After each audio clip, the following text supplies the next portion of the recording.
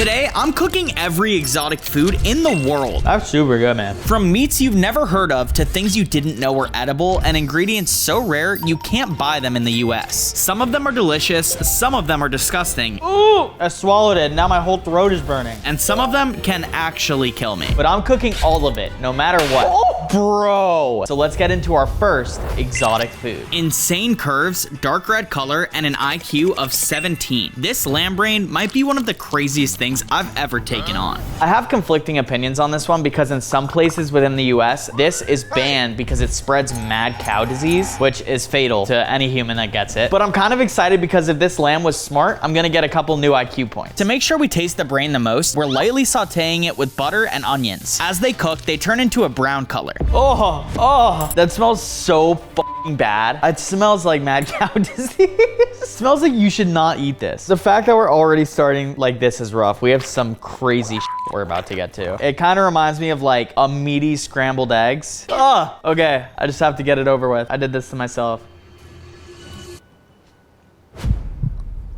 For every exotic food in this video, we're gonna give it a tier list ranking. So for the lamb brain, I'm giving it a D tier. All right, before I show you guys this next food, I just wanna tell you this was not my idea. These are bison testicles. Light pink, super veiny, and shaped like balls. I can already hear the comments from here. Despite what you may think, these testicles are a delicacy in several states across the US. Also called Rocky Mountain oysters and traditionally made from cattle, sheep, or pig testicles, not many people would dare to give these a shot. You know I like a challenge though, so I went with the biggest nuts I could find, specifically sourcing them from bison. No better way to start it off than to cut one straight in half. I'm not gonna lie, I felt this as I was doing it. That feels nuts. I wonder if this is what our testicles look like on the inside. The traditional way to cook these is to deep fry them, and who are we to break tradition? These ones I'm gonna cut in half, but this one I wanna just cook as the whole testicle and bite into it. Start by seasoning your crust and coat them heavily so you don't lose your breadcrumbs as they fry. You're gonna put vegetable oil in, and since it's a deep fry, we need a lot of it. Slightly. Wow. It's important you get the internal temperature to 140 degrees Fahrenheit. Otherwise, you can get sick from the undercooked meats. This is the big nut. Oh, it looks like it's gonna pop. Now that they've bathed in hot oil for a while, it's finally time to eat. I can't believe I'm doing this. Wow, I actually really like them. The meat is incredibly tender. That is delicious, man. Bro, I could eat hella testicles. This is one of the most delicious foods I've ever eaten, giving us our first S-tier meal. And now onto a truly dangerous sea creature. A disc-like body, hidden eyes, and venomous tail that can kill you. This stingray would be an absolute nightmare to step on. With a strong tail muscle able to thrust its sharp point deep within your skin, this sea creature primarily eats crustaceans, giving its meat a very sweet taste. Not a lot of people know when it comes to stingrays, there are 4 different fillets of meat that you can get. 2 of the fillets rest on the top part on either side of its wings, and then 2 other fillets lay on the bottom part. But since this is such a small stingray, we're only gonna get the 2 top ones. With so many striations in the meat, you're guaranteed to have a tender bite. That's why I'm making stingray tacos. So the first step is to get your tortillas, and you can't just have soft tortillas, so you gotta crisp them up, and we're gonna do that by putting olive oil in our pan. Once your pan is piping hot, you're gonna put in your tortillas. They only need like 30 seconds on each side. We really just want them to get a like nice brown crisp. Ow, it's hot. I always put my tortillas on a little napkin so that all the oil could be absorbed into the paper towel. We're just gonna go ahead and cook our stingray now. The meat is so thin that you literally need only 30 seconds on this, so we're gonna give it a flip already. Lastly, torch the highest quality cheese you've got onto the tortilla before laying down your meat. Give it a little fold, and then we just take a bite. I taste a lot of the oil that I was using for the tortilla. Once you crunch through that, I'm getting a strong truffle and brie flavor. It's kind of like a fishy quesadilla, but in a good way. And now onto our next dangerous sea creature. Snake-like body, crazy pattern, and 3 rows of teeth sharper than razor blades. This is a spotted moray eel. Nah, I'm just kidding. This thing isn't electric. It's a moray eel. Electric eels only live in the Amazon. A lot of people think all eels are electric. That is not the case. One thing to note is that eels have incredibly high mercury content, which in large doses can stop a human heart. I've been marinating this eel in ponzu sauce, which is like a citrusy kind of soy sauce. It's been in there for a good amount of time, so it should like really absorb the flavor. Baby pan for baby amount of eel. Lay a thick dollop of butter in your pan and rest your eel in the center of it. This will make the flavors marinate together. One thing eels are known for is having a very bony structure. Them and snakes share like the same exact body type, so I have to be careful as I eat this that I don't just eat a bunch of bones. It smells good, like a barbecue-y flavor. Wow, they're super good. Oh. Look, this is the bone I was talking about. That's really good. I feel like the ponzu like burnt a nice crust onto it. The only thing that is not super desirable about this is all the tiny bones on the inside of it, but the meat is delicious. And now onto cooking the world's largest egg. These are 20, oh! Damn man, that sucks. All of these eggs, including the ones that just broke on the counter, are 24 eggs. However, this is also about 24 eggs. 4 pounds, hearty shell, and holding a world record. This is the largest shell on the planet. With the average time before hatching being 42 days per egg, you've got plenty of time to make something delicious before you need to cook an entire bird. We're gonna make the world's largest hard-boiled egg. Obviously, this is gonna take, oh! Bro. All right, well, lucky for me, I have 2 ostrich eggs. Hopefully I don't break this one. We have our pot boiling with water over here. Wow, look, this like breaks the ladle, but we're gonna have to make it work. Ow! I always hurt myself when I cook. Ostrich eggs take an hour and a half to hard boil. So while we wait for it to cook, we're moving on to the second largest egg on the planet. This is an emu egg. Dark green, 2 pounds, and rough in texture, closely resembling what you'd imagine a dragon egg to be. This emu casing is the only thing protecting a delicious yolk on the inside. They're dark green because of the natural pigments deposited in the shell, which double as a natural camouflage once they've been laid. The color also works as a protection from UV rays from the sun, making it truly unique. Although not as big as an ostrich egg, it is still significantly larger than a normal egg. Since I want a direct comparison to the ostrich egg, I'm gonna hard boil this giant so we can truly see which is superior. We're gonna put our emo egg into boiling water. I got a special pot for this so that we can actually see it as it boils. I gotta be careful as I put it in also, otherwise it'll crack. Okay, great. Now we wait. Much like its ostrich cousin, an emu egg also takes an hour and a half to hard boil. So we're gonna let them sit and move on to the world's smallest egg. These are black ant eggs. Out of every egg on the planet, I'm surprised this even counts as one. Resembling finely ground coffee with a strong buggy scent, the biggest thing throwing me off are the tiny ant bodies included in the packaging. Kind of afraid to eat them because if there are any other unhatched eggs, maybe they'll hatch in my gut and then be crawling around and eat me from the inside out. Let's hope that doesn't happen. The only redeeming quality about these is that they're a delicacy in Asia and they're actually like a superfood, very high in protein. These eggs come cooked and seasoned right out of their packaging, making them ready to eat right away. Bone apple teeth, let's get it. Ooh! That's really bad. Oh, instantly extremely bitter. I'll be real, I didn't even bite into it. And oddly enough, it tastes a little bit like coffee as well. That was nasty, that was rank. And now for our next exotic food. I have a giant octopus. 8 arms, gelatin body, and thousands of suction cups. This octopus was once a fierce predator that lived in the ocean. Relying on their camouflage to hunt crabs, these cephalopods mainly eat crustaceans, making their meat particularly sweet. And my favorite part about them is that when you put them down, they kind of just melt into jelly. Look. Isn't that cool? Whoa, what's going on back there? I say that because I would have never expected it to take over an hour to boil these eggs. I am excited to try them though. All right, we're gonna cook this behemoth, but first I wanna try one mukbang raw style. I think I'm just gonna straight up bite its tentacle. Very refreshing. It has like a tougher texture, kind of like an apple. While you can eat the entire body, the most prized part are the tentacles. Start by detaching from the head, then cut into the desired bite-sized chunks you're going for. Since I'm in a barbecue mood, I'm putting my octopus onto a skewer, seasoning generously with spices and torching it till it gets that charred, smoky taste. I'm a little concerned because this barbecue skewer is wooden, so if it catches on fire, this whole place is going up. Pay attention to how the octopus reacts to heat. It is particularly interesting. Comment right now if you think the way I cook this is fire, or like if it's absolutely whacked. Oh, that's pretty bad. I think I don't like the spice I put on it. It's very spicy. I hate spicy. The seasoning I put on it was a Moroccan seasoning. It has a light spice and a very deep smoky flavor. I swallowed it, now my whole throat is burning.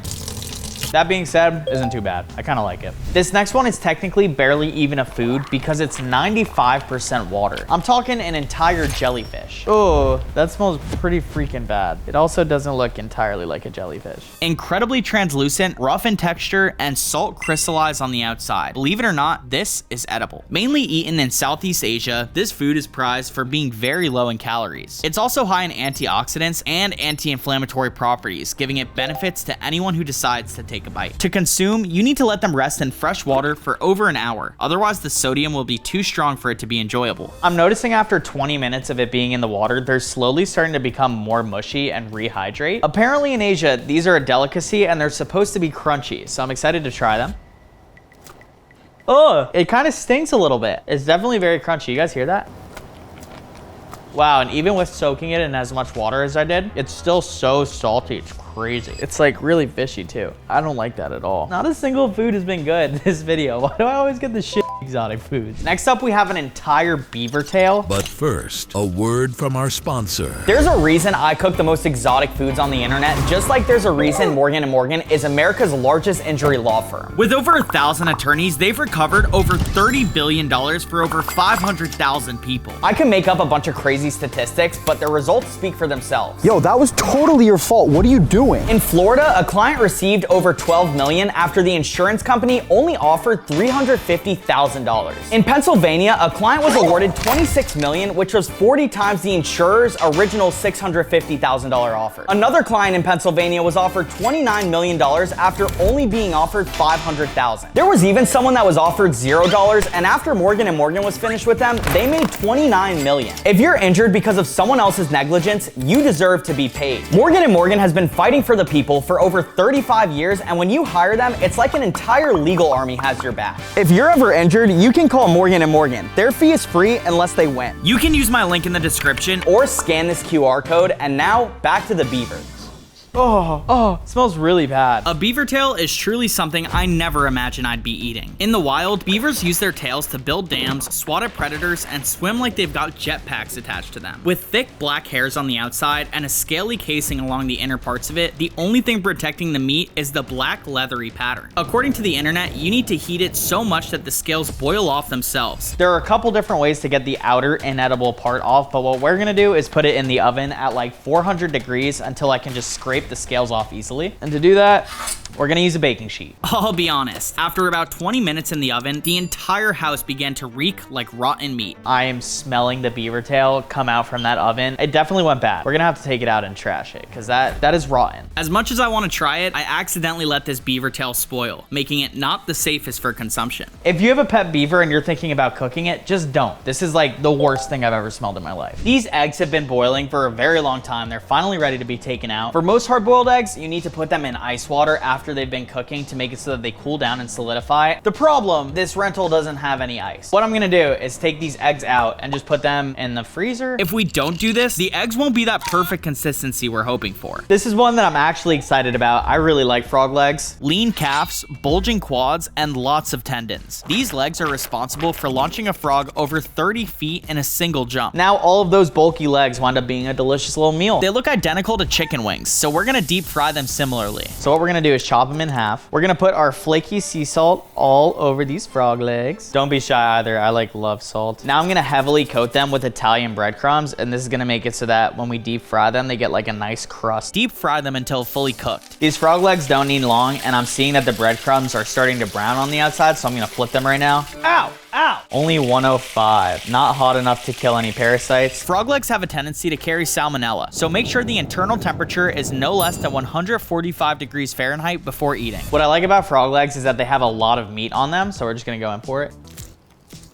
Wow, it's kind of like a cross between chicken and fish. Does a very good job taking on the flavors of whatever you season it with. So these ones came out very crunchy and have a very intense salt flavor. That's super good, man. I'm gonna take a break from the seafood and move on to something that lives on land. Unidentifiable compared to normal chopped meat, if this were put in front of me and I was told it's a cow, I would completely believe it. I've never actually seen a camel in real life, but for $200, it better be good. We're gonna be making camel meatballs. Single out the portion of meat you're happy with, then add as much breadcrumbs as you like. A lot of the times when you're cooking chopped meat, it won't stay together very easily, but this ground camel is pretty much a solid. Then you go ahead and you roll it into a ball. That's how you get your meatballs. Definitely a dense meat too. I could throw this like it's a baseball. From there, oil in the pan and cook until you've got an internal temperature of 160 degrees. That part's important if you don't want mad cow disease. Okay, somehow I feel like I made the outside of this meatball overcooked, but the inside of it raw. But I hear a nice crust. Listen to this.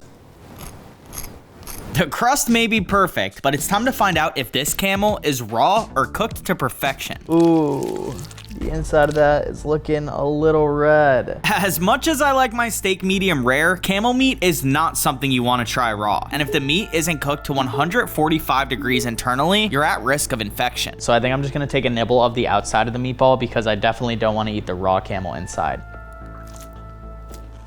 Wow, this is definitely raw, but it tastes just like a cow meatball. It's fire. I feel like camel is very dense. Our next exotic food is combining two animals into one. At first glance, these don't look very impressive. Upon further analysis though, you'll see that these sausages are made from rabbit. Now pork is pretty normal. I've had a pork sausage before, but to say I've had rabbit, I can't say I have. It's also completely cold. However, it did say on the packaging that it was cooked, so I'm just gonna eat it like this. This rabbit has me jumping for joy. Oh my God, bro. Sausages have a split of 70% meat and 30% fat, but with rabbit being so lean, this sausage's meat content is even higher. That's fire. Definitely would be better warm. I'm getting a nice smoky flavor. It's also a super light flavor. The outside of a sausage is kind of like a thin peel of skin, and then the inside is all kind of like chopped meat. I actually really like this one. This next one isn't an animal, but it's so popular on the internet, I want to see if I can make it. It's rainbow grilled cheese. This is a dish primarily made in Asia, and as much as I want to act like it's incredibly unique, it's really just a bunch of cheese with different food colorings. Step one is you got to start grating your cheese. I got a bunch of mozzarella right here. Mozzarella. Oh, it's working. Wow. All of that just got grated that fast. That's nuts. Add food coloring to each of the designated piles. You can add as many colors as you want, but 4 is what we're going with. Maybe I'm completely naive, but I was in total shock finding out what's inside of the food dyes. Is this like red 40? Is this what they tell you not to eat? Oh my God, it's red 40. It's literally red 40. Don't make this recipe. It's very bad for you. It's like water and red 40. The secret to any good grilled cheese is to put a lot of butter in your pan and let that make your bread nice and crispy. Now that I have a thick layer of butter throughout my entire pan, I'm gonna put my bread in. Beautiful. A good grilled cheese has golden brown crust, and we nailed that. So we're starting with the red on that side of it. The green, after that, we're gonna go with the blue. 3 colors, should we go for a 4th? We're going for it. We like to push the boundaries here. And then the last one, we're putting the yellow on. You don't want to mix, otherwise you'll have one big mystery color. Now that all the colors are on there, we're gonna close our sandwich. Ooh, it needs more butter. This is the first time I'm making anything like this, so we're gonna have to see how this experiment turns out. Ow, ow. Oh no, code reds are happening right now. Okay, it looks pretty good, but you can never really tell until you cut it open.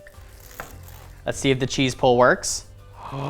It worked! The entire sandwich is segmented into different colors just like we had hoped. The fact that it's still going is crazy. That was a pretty good cheese pull. There's enough red 40 in here, it would actually kill me, but I think I have to take a bite.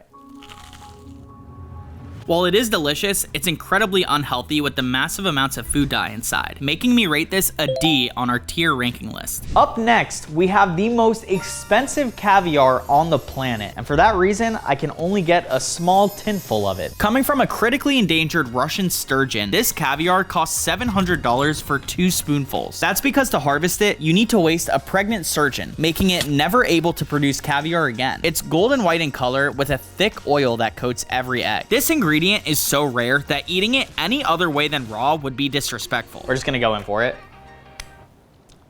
Wow, it's incredibly oily, super light. Look, I found 1 individual egg on my hand. These bad boys are so expensive, you can't let any of them go to waste.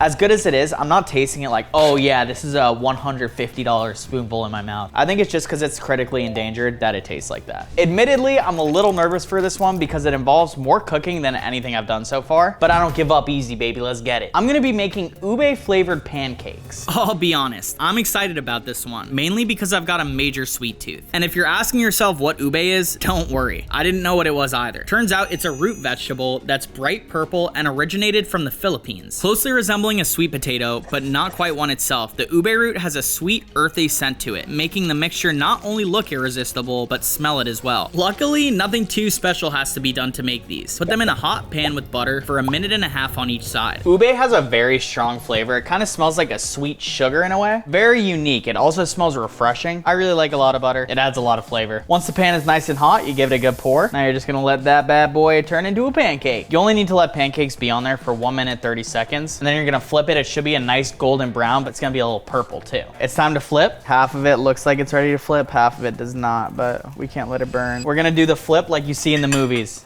Ow! Oh no, that is definitely not ready to flip. I am so nervous to flip this. If I mess up, I might paint the whole house purple. Like the video for good luck in 3, 2, 1. Oh, let's go. Your like worked! Not only did it help me flip this pancake, but it also helps the video out a ton and is a free way to support the channel. That was so sick. It's pretty interesting because the top of this is really not as purple as I expected it to be, but it looks like it's a pretty well-cooked pancake. You can eat as is, but I'm going the extra mile and putting purple yam jam on the inside. Something so exotic and fun to say that I couldn't resist putting a thick layer in the middle. I then top my stack of pancakes off with bananas for a sweet taste and edible flowers for color. The only thing I wish I would have done differently here is order syrup, because I'm the kind of guy that likes to pour like a gallon of syrup on my pancakes. The first thing I'm curious about, I want to cut them open. Wow, that looks amazing. I'm genuinely expecting this to be the most delicious thing I've eaten the entire video.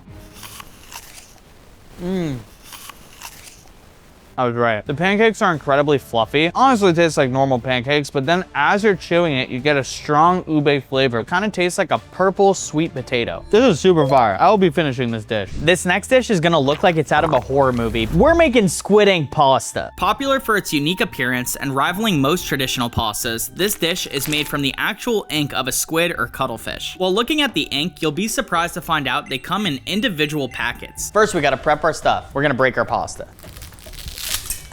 I love doing that. To cook, start by boiling your pasta to your desired texture. As it's cooking, make a sauce on the side with whatever ingredients and seasonings you like. Now that everything is prepped, we're gonna put white wine into a small pan. We're gonna put in our squid. We're gonna put in 1 peppercini. Oh, I hate pepperoncinis. I'm gonna put in some crushed red pepper. That's gonna be very spicy now. Once the wine cooks down and your sauce is smelling amazing, add in the cooked pasta to take on the black appearance of the ink you're about to add in. And now for the part that makes this dish fun, we have a whole packet of squid ink. We're just gonna squeeze it on in there. The only thing to consider is that ink has a strong fishy smell, so you might want to add more or less of it depending on how you feel about that flavor. Wow, wow, look at that. 3 things I noticed off the bat. First, by the time it was done cooking, all of the wine burned off, which is pretty interesting. Another thing is that squid ink has a very potent smell. The entire time it just smelled like fish as it was on the stove. We're gonna give it a taste.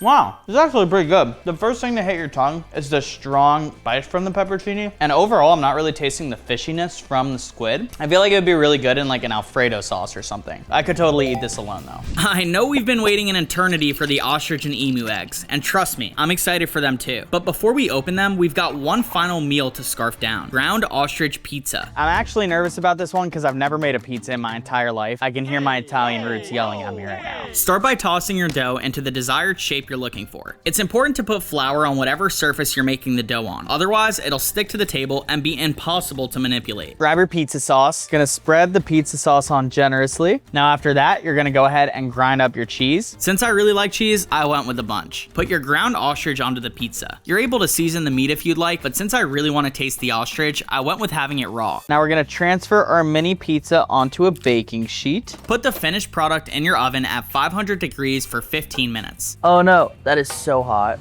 Once the timer is up, you'll have a perfectly fluffy ostrich pizza, fit for any king or queen. I am very impressed with how this came out. I can't believe I just made like an actual mini pizza. I want to cut it into slices. The piece I'm gonna have has a nice piece of ostrich meat right on it. I think the middle of the dough might be a little raw, but we're just gonna go in for it.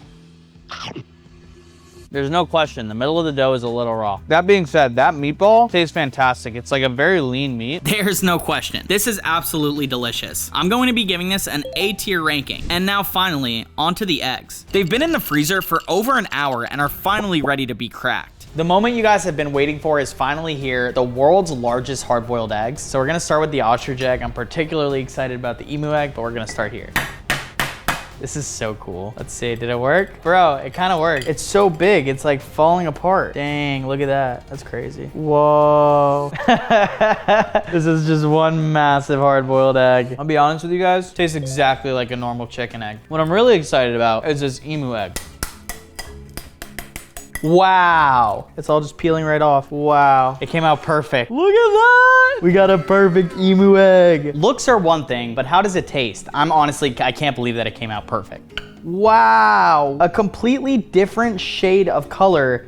Wow. This is even more rich than the ostrich egg. We made it to the end. This is my tier list. Let me know if you agree or disagree in the comments. And also let me know what the next exotic thing you want me to cook is, because I am never gonna stop.